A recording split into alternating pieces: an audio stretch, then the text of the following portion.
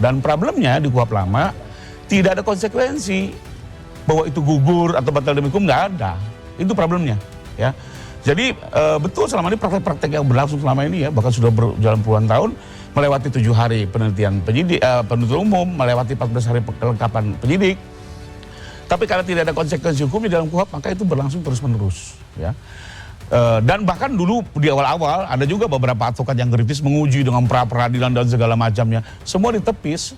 Hakim tetap bilang perkara tetap lanjut sekalipun melewati tengah waktu. Jadi ini sebenarnya masalah klasik itu kan melanggar hukum yang sudah kejaksaan sudah mengeluarkan ini. Ini sudah ada aturan baru dari kejaksaan. Dan ini yang selalu kami challenge kepada pihak kejaksaan. Ya. Yaitu apa? Pedoman Jaksa Agung nomor 1 tahun 2026 tentang pola koordinasi antara penyidik dan penuntut umum dalam penanganan perkara tindak pidana. Ini pedoman yang mengikat internal kejaksaan. Ini produk hukumnya kejaksaan. Ingat, pedoman ini adalah bagian dari hukum acara pidana, terintegrasi dengan KUHP. Ini dibuat bukan semau-maunya kejaksaan. Ini dibuat berdasarkan apa yang tertulis di dalam KUHP dan menjadi bagian integral daripada hukum acara pidana itu sendiri. Berkas perkara Roy Suryo dan Dr. Tifa sulit di P21-kan jaksa.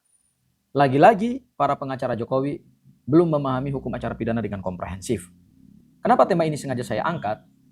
Karena di forum rakyat bersuara dan kemudian juga di semalam head to head CNN, salah satu anggota tim kuasa hukum, ya saya sebut saja namanya, yaitu Rifai Kusumanegara, mengatakan bahwa ketentuan 14 hari penyidikan tambahan yang diatur dalam KUHP itu tidak mengikat dan tidak wajib dilaksanakan oleh penyidik. Karena memang pengalamannya selama ini katanya ya memang seperti itu. Coba mari kita dengar pernyataannya, kemudian kita akan menganalisa pernyataan ini. Coba kita dengar. Dan problemnya di KUHP lama tidak ada konsekuensi bahwa itu gugur atau batal demi hukum, nggak ada.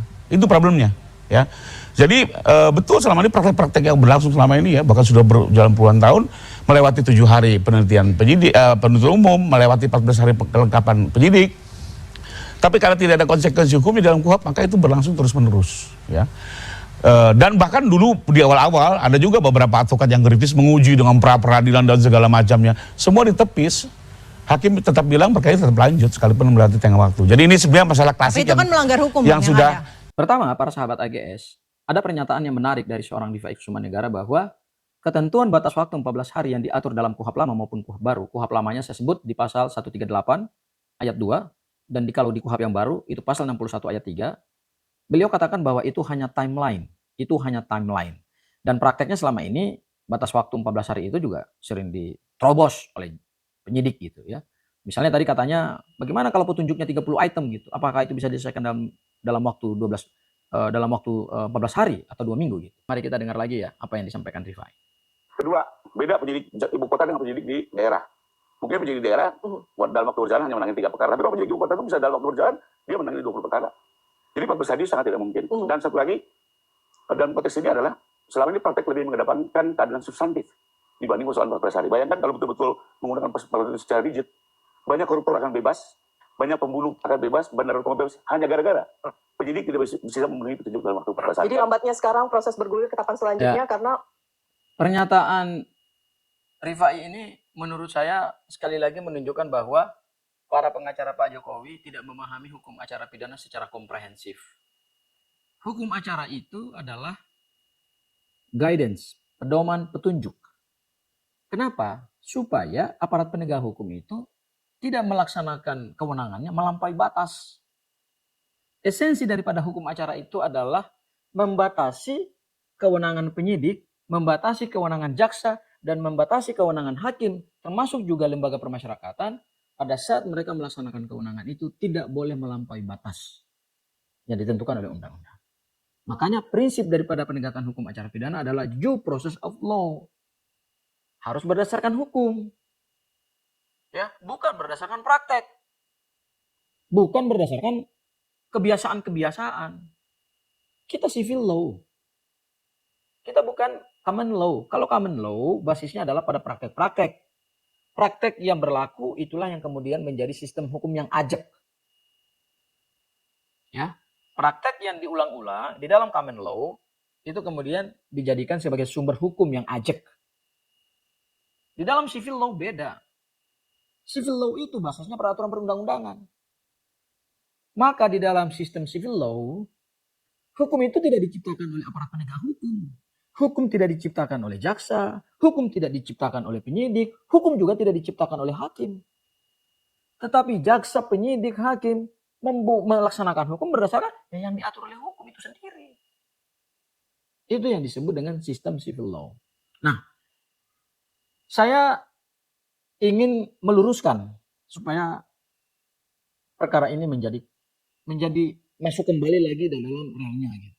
Kembali lagi kepada track yang benar sesuai dengan hukum. 14 hari sebetulnya itu adalah aturan dari pembuat undang-undang supaya penyidik sebelum menetapkan orang sebagai tersangka itu harus yakin terhadap bukti-bukti yang dia miliki. Kalau bukti-bukti itu belum kuat, ya jangan naikkan dulu, jangan tetapkan orang dulu sebagai tersangka. Kumpulkan dulu bukti sebanyak-banyaknya, bukti itu meyakinkan, baru kemudian tetapkan orang sebagai tersangka, limpah berkas perkara, kemudian di tenggang waktu 14 hari ketika P19 itu datang dari kejaksaan, ya kan? Petunjuknya itu tidak terlalu banyak. Kenapa? Karena dari awal penyidik sudah confirm terhadap buktinya gitu. Yang terlihat dalam perkara ini apa?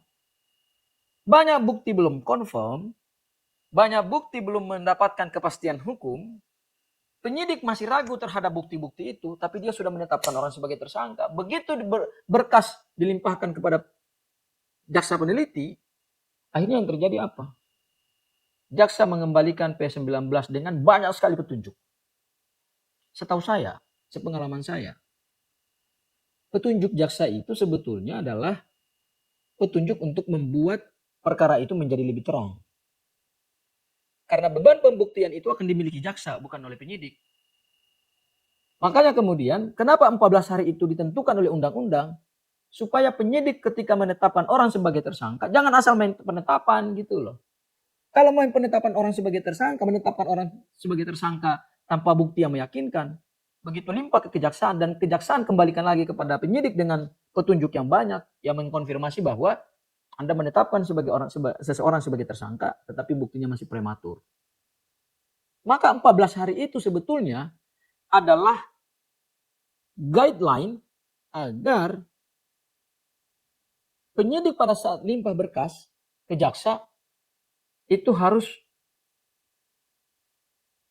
berkasnya harus meyakinkan gitu. Sehingga nanti ketika dikembalikan lagi dari jaksa kepada penyidik, 14 hari itu udah selesai. Esensinya di situ. Esensinya adalah membatasi kesewenang-wenangan penyidik. Pada saat dia tetapkan orang sebagai tersangka, nggak asal main penetapan orang sebagai tersangka aja gitu loh. Harus confirm dulu buktinya. Kenapa? Takutnya jangan sampai kita limpah ke jaksa, jaksa kembalikan lagi ke kita dengan bukti yang banyak, dengan petunjuk yang banyak, kita nggak mampu dalam 14 hari. Itu sebetulnya esensi. Nah, yang kedua, pemenuhan waktu 14 hari ini krusial. Ya. Praktek-praktek yang selama ini terjadi di KUHP lama terjadi begitu saja karena apa? Karena perkara-perkara itu bukan perkara atensi publik. Sehingga para pencari keadilan kadang-kadang tidak punya kalau saya bilang tidak punya perspektif, tidak punya pengetahuan hukum gitu kan. Akhirnya mereka tidak bisa kritis gitu dalam mengkritisi penegakan hukum. Ingat, perkara ini adalah atensi publik. Ini perkara yang bikin heboh satu negara. Oleh karena itu, pola-pola kebiasaan penyidik yang suka melampaui waktu 14 hari yang diatur dalam KUHP lama dan dipraktekkan di masa lampau itu jangan lagi terjadi dalam perkara ini. Kenapa? Karena saat ini kejaksaan sudah mengeluarkan ini. Ini sudah ada aturan baru dari kejaksaan. Dan ini yang selalu kami challenge kepada pihak kejaksaan. Ya.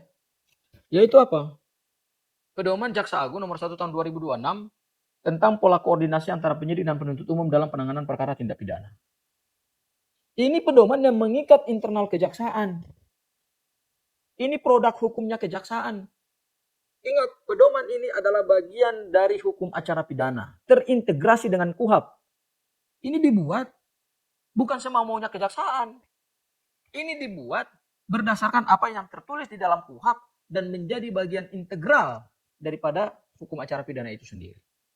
Apa yang menarik daripada pedoman Jaksa Agung nomor 1 tahun 2026 ini? Yaitu di bab ketiga. Ya, ini para sahabat AGS, ini kami udah bongkar dan sudah kami konsultasikan juga dengan pihak Kejaksaan Tinggi DKI, termasuk juga dengan pihak Kejaksaan Agung dalam meneliti berkas perkaranya Mas Roy dan Dr. Tifa. Yaitu di mana? Di poin 50, di dalam poin 50, 51, 52, 53 dan 54. Saya bacakan ya di dalam poin 5, di dalam poin 49. Saya mulai dulu dalam poin 49. Sorry, mana ini? Nah, ini poin 49 bunyinya begini. Apabila berdasarkan hasil penelitian berkas perkara sebagaimana dimaksud pada angka 33, jaksa peneliti berpendapat berkas perkara yang diterima dari penyidik belum lengkap. Selanjutnya jaksa peneliti mengembalikan berkas perkara kepada penyidik dalam waktu 7 hari sejak berkas perkara diterima beserta petunjuk untuk dilengkapi oleh penyidik dalam jangka waktu 14 hari. Jadi gini para sahabat, AGS. Ketentuan ini sesuai dengan KUHP bahwa jaksa peneliti ketika menerima berkas perkara dari penyidik, maka dalam waktu paling lama 7 hari, dia harus sudah menyatakan sikap. Ya, sudah harus menyatakan sikap. Makanya pada saat pemberkasan berkas perkara dari penyidik kepada kejaksaan 7 hari sudah menyatakan berkasnya di P19, kemudian sebelum 14 hari, hari yang ke-13, mereka mengirimkan P19. Jaksa comply terhadap ketentuan hukum acara pidana. Kemudian dalam poin 51,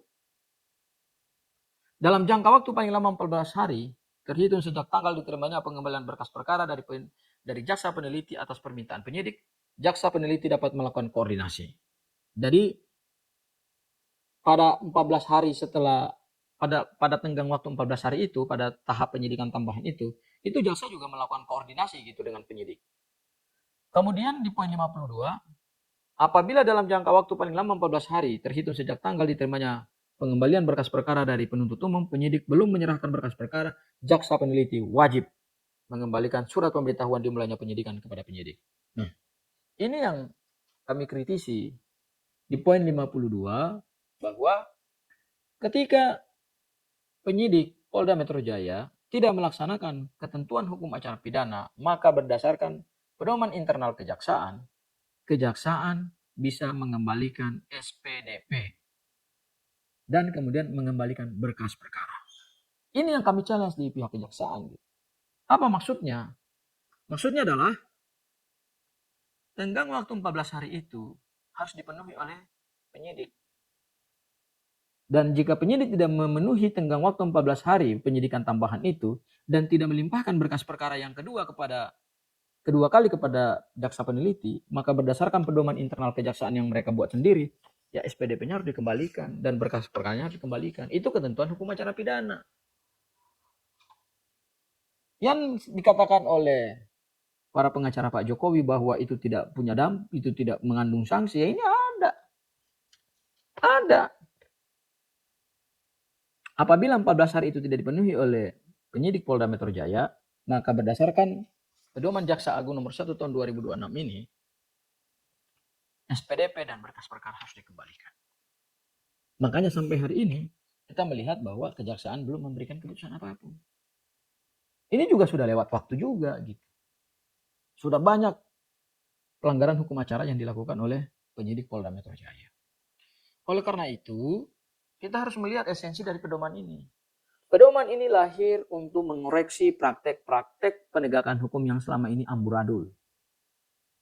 Untuk mengkoreksi kebiasaan-kebiasaan penyidik dari mulai pusat sampai daerah di bawah institusi kepolisian Republik Indonesia itu, yang kalau melampaui batas waktu, kemudian tidak ada tidak ada sanksi kepada mereka gitu kan. Ini ketentuan hukum acaranya sudah dibuat oleh Jaksa Agung Republik Indonesia sebagai pengendali perkara. Dan ingat, berdasarkan KUHP kita yang baru ini, jaksa adalah pengendali perkara. Jaksa adalah navigator perkara pidana. Makanya kalau dikembalikan SPDP dan berkasnya ya, apa yang bisa dilakukan oleh penyidik gitu? Ya nggak bisa lah. Nggak bisa disidangkan. Ada yang disidangkan kan jaksa. Nah, saya melihat bahwa apa yang narasi-narasi hukum yang disampaikan oleh pengacaranya Pak Jokowi ini, ya hanya dasarnya adalah praktek-praktek yang tidak dibenarkan oleh undang-undang. Praktek-praktek yang salah dan dibenarkan pula. Praktek-praktek yang selama ini melanggar hak asasi seseorang, melanggar hak para tersangka, dan dibenarkan pula. Kalau tadi dikatakan kasus pembunuhan, kasus korupsi, bisa bebas kalau dalam 14 hari nggak dilakukan penyidikan tambahan. Esensi daripada 14 hari itu adalah membatasi kesewenang-wenangan penyidik pada saat dia menetapkan orang sebagai tersangka dalam perkara pidana apapun. Mau pembunuhan ke, mau korupsi ke, mau perkara yang serumit apapun, atau perkara-perkara pidana ringan ke, atau apa ke. Itu harus confirm terhadap bukti. Supaya apa? Supaya nanti pada saat limpah ke jaksa, jaksa nggak memberikan petunjuk yang terlalu banyak gitu.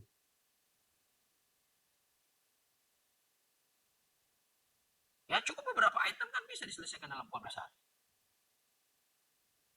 Kalaupun petunjuknya banyak, 14 hari itu kan waktu yang panjang gitu loh. Misalnya pemanggilan saksi, bisa penyidik bekerja siang dan malam. Ahli, bisa pemanggilan ahli dalam tenggang waktu 14 hari.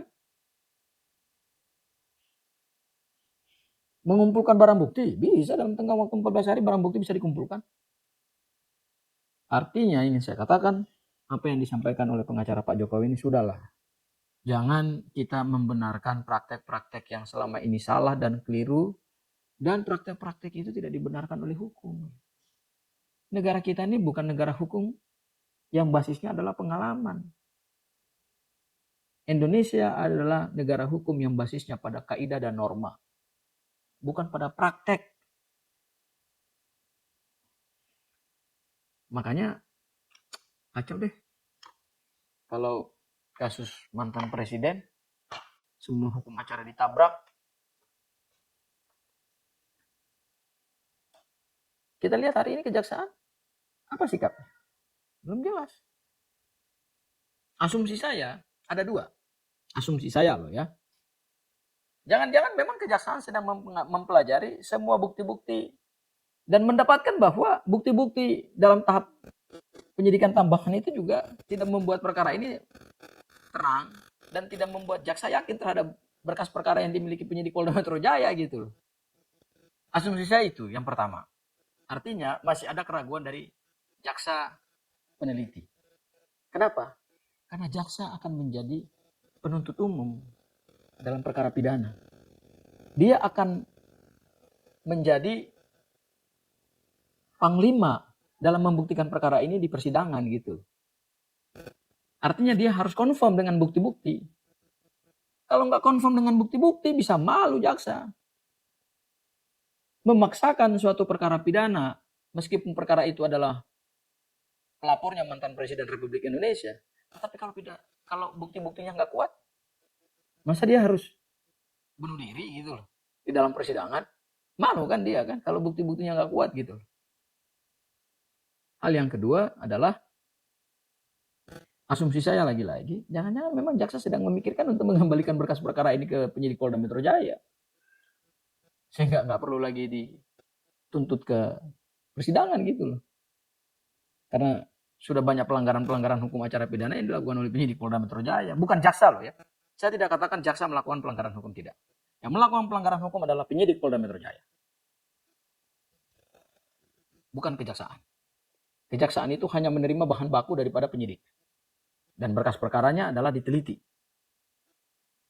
Ada tanda-tanda mereka akan kembalikan SPDP dan berkas perkaranya ke penyidik Polda Metro Jaya.